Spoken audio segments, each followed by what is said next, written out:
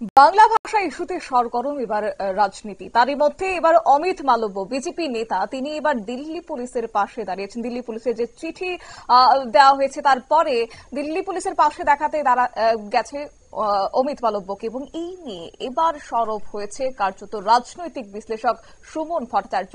তিনি সরাসরি এই বাংলা ভাষা ইস্যুতে মালব্যকে আক্রমণ করেছেন। কি বললেন তিনি শুনুন।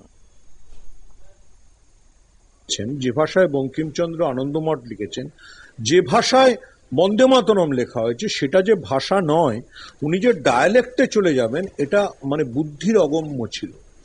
ব্রাত্য বসু দেখলাম বলেছেন, সত্যি চমৎকার বলেছেন, যে সিলেটের ভাষা আলাদা, চট্টগ্রামের ডায়ালেক্ট আলাদা, মেদিনীপুরের ডায়ালেক্ট আলাদা, কিন্তু সবকটারই মাতৃভূমি হচ্ছে বাংলা ভাষা। এবার অশিক্ষিত অমিত মালব্য জানে না, এই যে আমরা বলি না বিশ্বের সবচেয়ে বেশি লোক যে ভাষাটা বলেন সেটা চীনা ভাষা, তারও অনেক আলাদা ডায়ালেক্ট আছে। মান্দারিনে যে ভাষা বলা হয়, গুয়াংজাউতে সেই চীনা ভাষা বলা হয় না। তো তাহলে কি চীনা ভাষা বলে কিছু নেই? আবারও বলছি যে অমিত মালব্য যে এতদিন ছিলেন মিথ্যেবাদী, এতদিন এলন মাস্কের গ্রক খুললেই দেখা যেত ওনাকে বলা হচ্ছে মিথ্যে কথা বলেন, মিথ্যে প্রচার করেন। এবার যিনি অশিক্ষিত সেটাও জানালেন।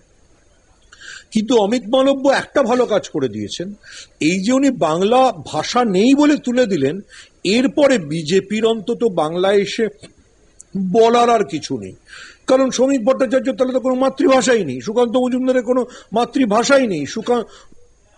আপনারা শুনলেন বিজেপি নেতা দুঃখিত রাজনৈতিক বিশ্লেষকের বক্তব্য, এবং সেক্ষেত্রে দাঁড়িয়ে এবার অমিত মালব্যকে অশিক্ষিত বলে কটাক্ষ করেছেন রাজনৈতিক বিশ্লেষক। নিয়ে নিশ্চিত ছোট্ট একটি বিজ্ঞাপন, বিরতির সঙ্গে থাকুন।